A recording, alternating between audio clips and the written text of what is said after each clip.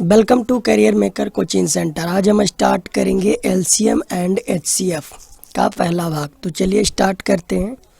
पहले तो जो भी एचसीएफ और एलसीएम से रिलेटेड फैक्ट हैं उसके बारे में जो है आपको बताएंगे। तो हम बात करते हैं एलसीएम की। एलसीएम होता क्या है? एलसीएम होता क्या है? अगर एलसीएम के डेफिनेशन की बात करें तो वह छोटी सी छोटी संख्या जो प्रत्येक दी गई संख्या द्वारा पुनः विभाजित हो जाए, वह संख्या दी गई संख्या का क्या है? लघुत्तम समापवर्तक है। अब लघुत्तम समापवर्तक जो है मालूम करने का दो तरीका है। पहला कौन सा? पहला अभाज्य गुणनखंड विधि द्वारा। अभाज्य गुणनखंड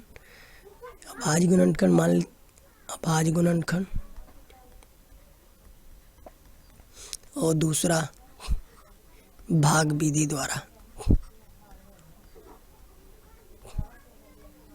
दो तरीके से निकालते हैं ना, या पहले आप भाग विधि से निकालते हैं, उसके बाद आता है अभाज्य गुणनखंड विधि। तो आइए इसको हम जो है एक लघुत्तम को सोल्व करते हैं। अगर ये लघुत्तम हमारा दिया हुआ है 16, 32 और 48, इसका क्या करना है? एलसीएम निकालना है। तो कैसे निकालेंगे? तो भाग विधि द्वारा तो सबको मालूम होता है, हम निकालेंगे अभाज्य गुणनखंड विधि द्वारा। अभाज्य गुणनखंड द्वारा।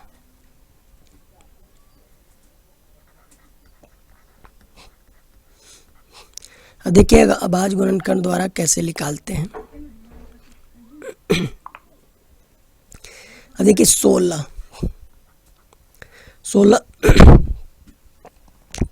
का आप गुणज में तोड़ दो तो कैसे होगा? 2 दूनी 4, 4 दूनी 8, 8 दूनी 16। ये हमने 16 को तोड़ दिया गुणनखंड विधि में। अब 32 को कैसे तोड़ेंगे? 2 दूनी 4, 4 दूनी 8, 8 दूनी 16, 16 दूनी 32। यही हुआ ना। अब 48, 2 दूनी 4, 4 दूनी 8, 8 दूनी 16, 16 48। यही हुआ ना। अब एलसीएम निकालेंगे तो हम क्या करेंगे? इसमें 2 का, सभी में 2 का गुणज है ना, तो सबसे ज़्यादा बार 2 कहाँ पे है? 2, 2, 4, 1, 5। तो सबसे ज़्यादा बार वाला 2 लिखेंगे। कितना बार है? 5 बार। 5 बार हो गया ना। अब 2 का क्रिया तो हो गया, अब बाकी क्या है? 2 के बाद 3 है, तो 3 कितने हैं? 1 है। तो बस यही हमारा एलसीएम हो गया। अब गुना कीजिए, कितना हो जाएगा? 2 दूनी 4, 4 दूनी 8, 8 16, 16 32, 32 96। तो यही 96 हमारा क्या हो गया? एलसीएम हो गया।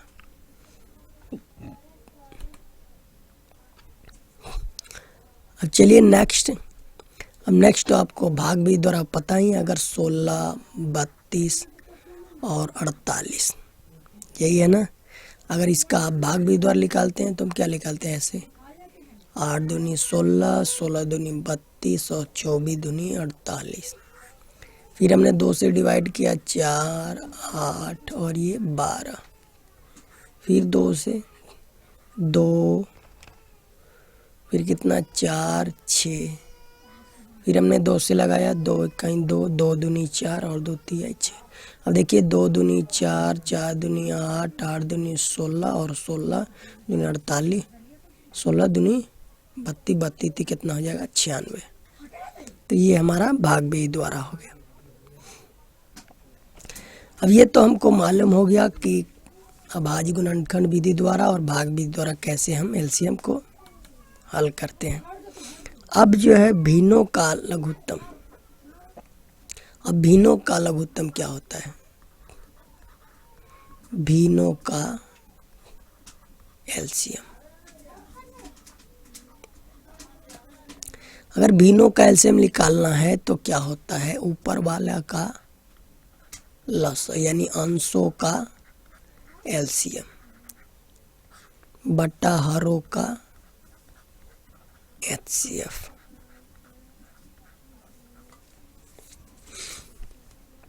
अब मान लीजिए कि हम यहाँ पे दे दिया है क्वेश्चन की 7/9,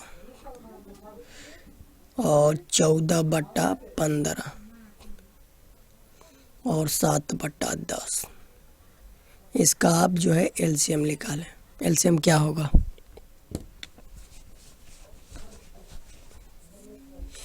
तो देखिए, बीनों का एलसीएम का मतलब कि ये जो ऊपर वाला है इसका एलसीएम निकाल देंगे और नीचे वाला का यानी महत्तम निकाल देंगे। तो चलिए 7, 14 और 7 का अगर हम एलसीएम निकालते हैं तो कितना हो जाएगा? 7, 14 और कितना एलसीएम? 14 ही आएगा ना, तो 14 हमने लिख दिया। और बट्टा नीचे वाला का क्या निकालना है? मसा निकालना है ना, हरों का मसा। तो आप मसा तो निकाल सकते हैं। मसा कितना होगा? 900 तो आप कोई भी द्वारा निकाल लें। अगर 9 में 15 तो ये 15, तो 9 ये कितना हो जाएगा? 6, फिर 9, फिर कितना? 6 कितना होगा? 3, 3 दूनी 6। अब ये 3 आ गया।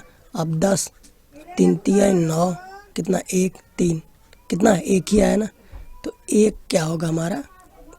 ये हो गया। यानी एलसीएम हमारा क्या राइट आंसर हो गया? 14 एलसीएम आ गया।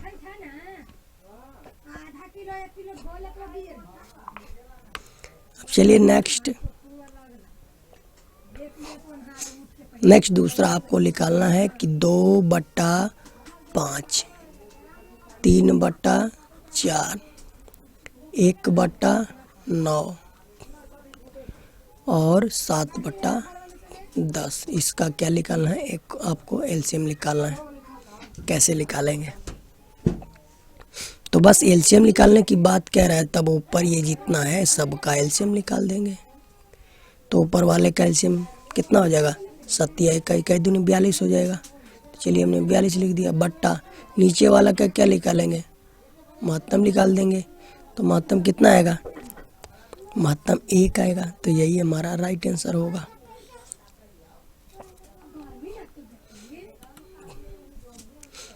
अब चलिए नेक्स्ट अब देखते हैं घात वाली। घातांक का लघुत्तम समापवर्तक, यानी घातांक का क्या? एलसीएम। अगर आपको दिया हुआ है कि 5/1, 5/2, 5/4, 5/6 और 5/12 का एलसीएम ज्ञात करें।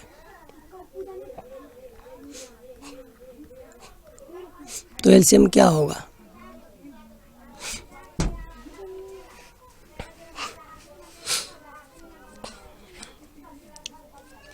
तो एलसीएम यहाँ पे सभी का घात 5 ही है ना, तो एलसीएम हो जाएगा। हमने बताया था कि 5 है ना, सभी का घात 5 है, और जितना सबसे ज़्यादा जो पावर वाला होगा वही होगा, यानी 5/12 क्या हो जाएगा? एलसीएम हो जाएगा। अब नेक्स्ट अब इसी तरीका का क्वेश्चन देखते हैं। अगर आपको यहाँ पे दे दिया गया 5/-1, 5/-2, 5/-4 और 5/-6 और 5/-12, इसका एलसीएम क्या होगा? तो एलसीएम तो कौन सा होता है? सबसे बड़ा वाला होता है। अब जिसके ऊपर सबसे कम माइनस है वही तो बड़ा होगा इसमें, तो सबसे बड़ा यहाँ ये हो गया ना, तो एलसीएम कौन सा होगा? 5/-1।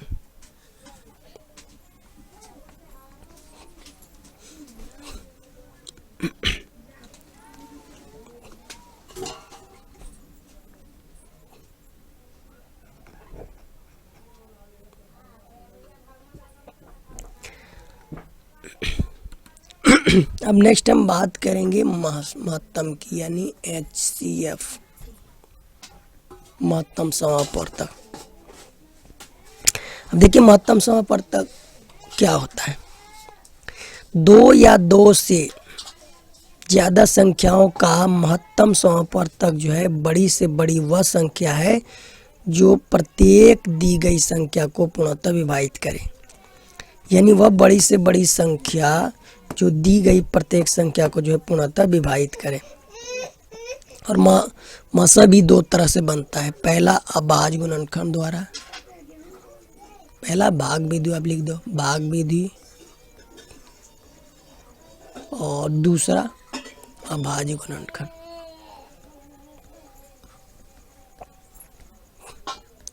अभाज्य गुणनखंड द्वारा। तो आइए दोनों का जिक्र करते हैं। अब मान लीजिए कि हमें ज्ञात करना है 8, 36 और 72 का क्या करना है, HCF ज्ञात करना है। तो पहले हम भाग विधि द्वारा बनाएंगे। तो 8 में आप 36 से डिवाइड करोगे, कितना हो जाएगा, 8 चौका 32, कितना आ गया 4, और ये 8 आ गया, ये वाला 8 यहाँ, 4 दूनी 8 कट गया। तो इसका एलसीएम कितना HCF आया 4। अब 4 इससे डिवाइड होगा, 4 इससे डिवाइड होगा ना 72। अब देखिए ये कटेगा क्या, 72 कट जाएगा ना, 18 चौक 72 डायरेक्ट ही कट जा रहा है। तो क्यों ना एलसीएम HCF कितना हम लिख दें, 4 आ गया। तो ये हमारा क्या आ गया, भाग विधि द्वारा आ गया। HCF जो हमारा आया कितना आ गया, 4 आया, और ये भाग विधि द्वारा। अब ये तो भाग विधि द्वारा है ना। अब हम बात करेंगे अभाज्य गुणनखंड विधि द्वारा। इसको मिटा देते हैं।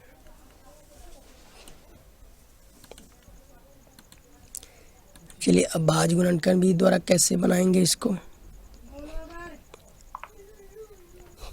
चलिए 8 है ना, 8 को आप तोड़ दो, 2 गुने 2 गुने 2 8 हो गया।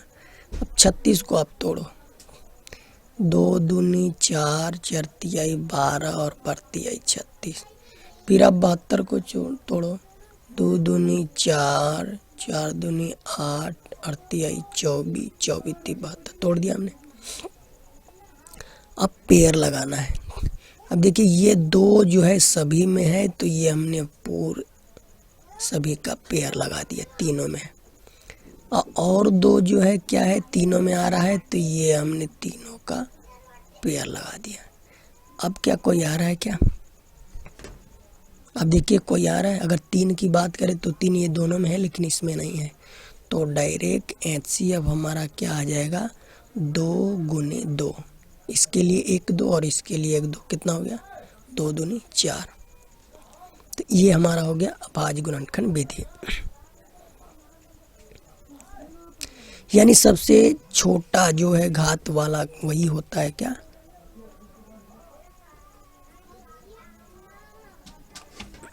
इसका पेयर लगा वही है ना अभाज्य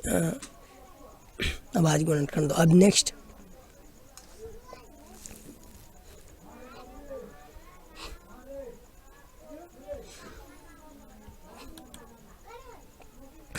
हम बात करेंगे भिन्नों का महत्व। जैसे हमने अभी पढ़ा भिन्नों का एलसीएम, इसलिए अब भिन्नों का HCF। भिन्नों का HCF तो अंशों का ऊपर वाला का क्या हो जाएगा, उल्टा, बस उसी का उल्टा। अंशों का HCF, अंश जो है ऊपर वाला का HCF, और हर का LCM।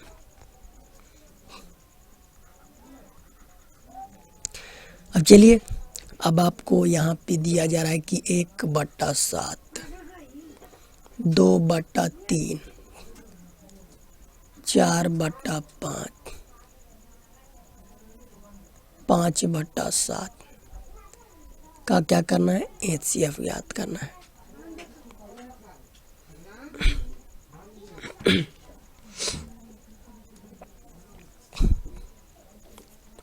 तो देखिए अंशों का HCF, यानी ये जो ऊपर वाला है, एलसीएम में हमने ऊपर वाला का एलसीएम निकाला था, लेकिन यहाँ निकालना है HCF। तो ऊपर वाला का क्या हो जाएगा, HCF हो जाएगा। और अगर आप 1 2 4 और 5 का HCF निकालते हैं तो 1 आएगा, और नीचे वाला का क्या हो जाएगा, LCM। अगर LCM निकालेंगे तो कितना आएगा, 105 आएगा। तो यही हमारा HCF हो जाएगा। नेक्स्ट एक और क्वेश्चन लेते हैं। 5/6 5/8 और 10/21 और 2/3 HCF निकालना है। तो देखिए ऊपर वाला KCF यानी 5, 5, 10 और 2, इसका क्या करना पड़ेगा, हमें HCF निकालना पड़ेगा। और नीचे वाला कितना 6, 8, 21 और 3 का क्या निकालना है, LCM। तो अब 5, 5 कितना होगा, अगर आप 5, 5, 10 और 2 का HCF निकालें तो कितना 1 आएगा। और 6, 8, 21 और 3 का अगर LCM निकालते हैं तो ये आ जाएगा 168। तो यही हमारा हो जाएगा HCF। अब चलिए बात करते हैं घातांक का महत्तम समापवर्तक। घातांक का HCF अगर यहाँ पे दिया हुआ है कि 6/3, 6/4 और 6/5 और 6/7 और 6/12 का LCM एवं HCF दोनों निकालना है। तो हम पहले बात करेंगे HCF, बात किया जा रहा है तो HCF निकालें। तो HCF क्या होगा, LCM में हमने बताया था कि जिसका घात सबसे ज़्यादा हो वही LCM होगा। अब इसका HCF की बात करें तो सबसे कम घात किसका है ना, 6/3 का है, तो ये हो गया HCF। और LCM की बात करें तो सबसे बड़ा वाला घात कौन सा, 6/12, तो ये हो जाएगा LCM।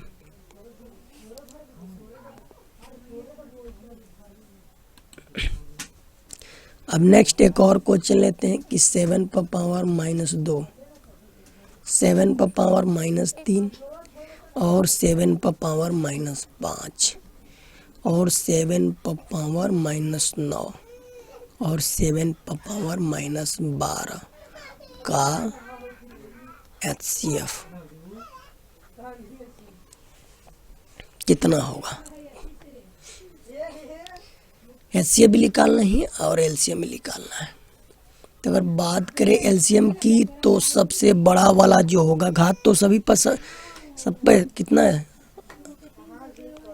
आधार कितना है, सभी का आधार तो 7 ही है ना। तो सबसे बड़ा वाला इसमें आपको कौन दिख रहा है, LCM सबसे बड़ा वाला जिसके पावर -2 यानी कम है वही तो सबसे बड़ा है, यानी 7/-2 ये LCM होगा। और HCF यानी छोटा न्यूनतम संख्या कौन सा, 7/-12 ये छोटा है ना। तो ये हो गया महत्तम समापवर्तक।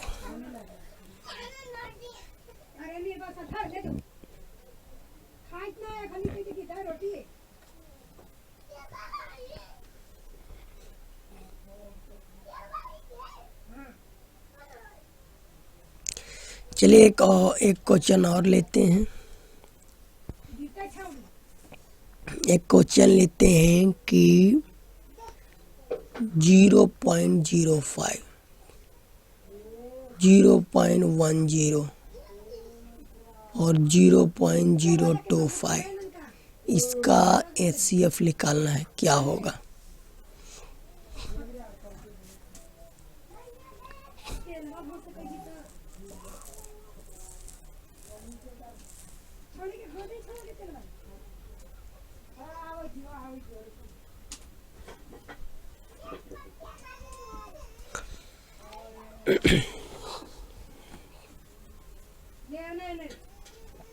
तो देखिए अगर आप इसको क्या करोगे,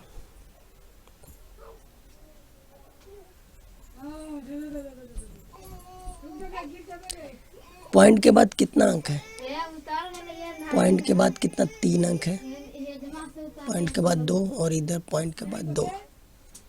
तो हम क्या करेंगे, सभी को पॉइंट के बाद 3 अंक करने के लिए हम क्या करेंगे, सभी को पॉइंट में 3 गुना कर, हम सभी में 1000 से गुना कर देते हैं। तो अगर 0.05 में अगर 1000 से गुना करेंगे तो ये हो जाएगा 50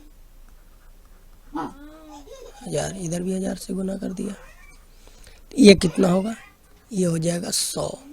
और इधर हमने जब 1000 से गुना किया तो ये डायरेक्टली 25 में कन्वर्ट हो गया।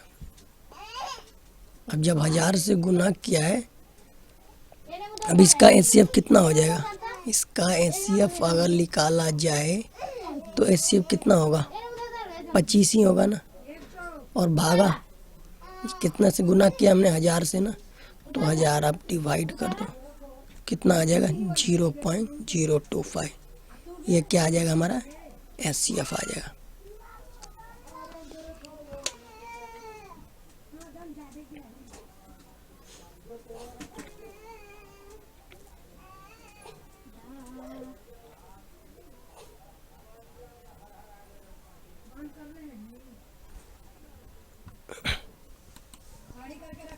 अब हम बात कर लेते हैं गुणज के बारे में।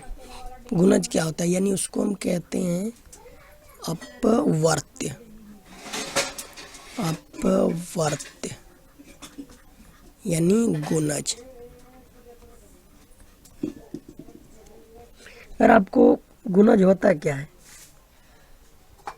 गुणज किसी संख्या का अपवर्त्य वे सभी संख्या होती है जिसमें उस संख्या से पूर्णतः भाग लग जाए। अगर पूछा जाए यहाँ की 3 का कितना 5 अपवर्त्य निकाले, कितना होगा, तो 3 का होगा 3, 6, 9, 12 और 15, ये क्या हो गया अपवर्त्य। पूछा जाए कि 4 का अपवर्त्य कि 5 अपवर्त्य क्या होगा, तो 4, 4 दूनी 8, 4 तिहाई 12, 4 चौका 16 और 4 पचे 20। अब नेक्स्ट हम बात करते हैं अपवर्तक। अपवर्तक होता क्या है, इसे कहते हैं गुणनखंड। गुणनखंड यानी फैक्टर। तो यह अपवर्तक होता है किसी संख्या का अपवर्तक वे सभी संख्याएं हैं जो उस संख्या को पूर्णतः विभाजित कर दे। यानी अगर पूछा जाए कि 42 का अपवर्तक, तो 42 1 से भी कटेगा, 2 से भी कटेगा, 3 से भी कटेगा और 6 से कटेगा, फिर 7 से कटेगा और फिर 14 से कटेगा, फिर 21 से कटेगा और लास्ट में 42 से। तो ये क्या हो गया, 42 का अपवर्तक हो गया। अब पूछा जाए कि 48 का अपवर्तक, तो 1 से भी कटेगा, 2 से भी कटेगा, 3 से भी कटेगा, ये 4 से, 6 से, 8 से भी कटेगा, 12 से भी कटेगा और किससे 16 से भी कटेगा और ये 24 दूनी 48, 24 से और लास्ट में स्वयं से कटेगा। तो ये क्या हो गया, 48 का अपवर्तक हो गया।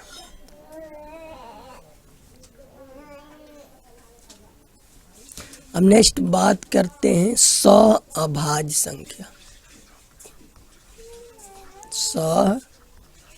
सहअभाज्य संख्या ये क्या होती है, तो देखिए सहअभाज्य संख्या वे हैं, 2 संख्या होती है।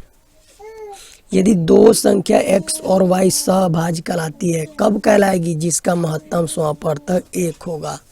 अगर मान लीजिए कि 5 और 9 क्या सहअभाज्य है, तो हाँ, तो ये सहअभाज्य कब होगा, जब इसका एचसीएफ 1 आएगा, जब 2 संख्याओं का, तो उसे हम क्या कहते हैं, सहअभाज्य। तो 5 और 9 भी सहअभाज्य है। 7 और 11 क्या है, सहअभाज्य है।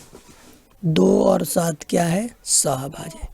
तो ये सभी जो है क्या है, सहअभाज्य संख्या है।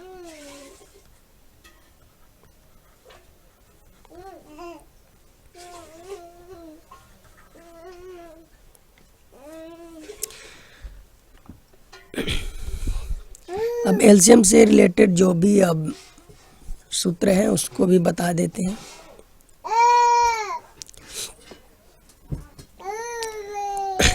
दो संख्याओं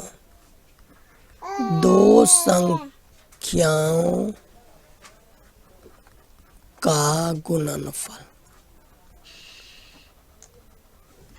बराबर होता है एलसीएम गुने एचसीएफ। यानी पहली संख्या गुने दूसरी संख्या बराबर होता है एलसीएम गुने एचसीएफ। अगर यहाँ पे दो चीज दिया हुआ है, लस और मस दिया हुआ है और एक संख्या दिया हुआ है, तो दूसरी संख्या हम आसानी से निकाल सकते हैं।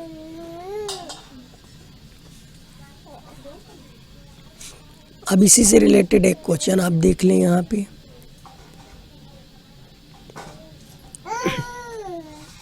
चलिए, दो संख्याओं का लसा दिया हुआ है, एलसीएम दिया है 864 और एचसीएफ दिया है आपका 144।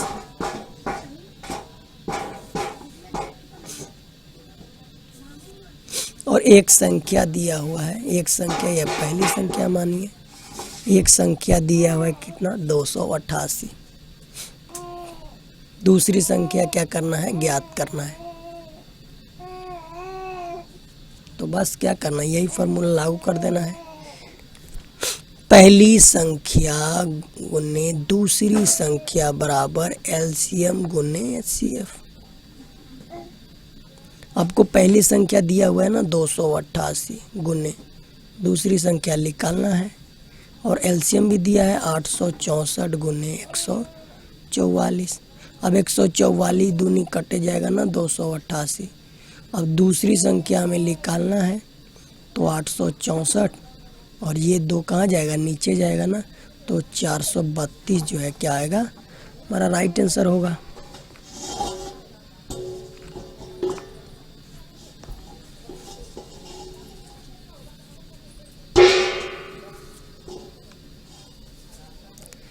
तो चलिए, आज के लिए जो है इतना ही। अब नेक्स्ट हम जो है क्वेश्चन नंबर 1 से स्टार्ट करेंगे दूसरे पार्ट में। तो अगर ये सेशन अच्छा लगा है तो वीडियो को लाइक कर दें, और जिन लोगों ने अभी तक हमारे चैनल को सब्सक्राइब नहीं किया है वो चैनल को सब्सक्राइब कर लेंगे।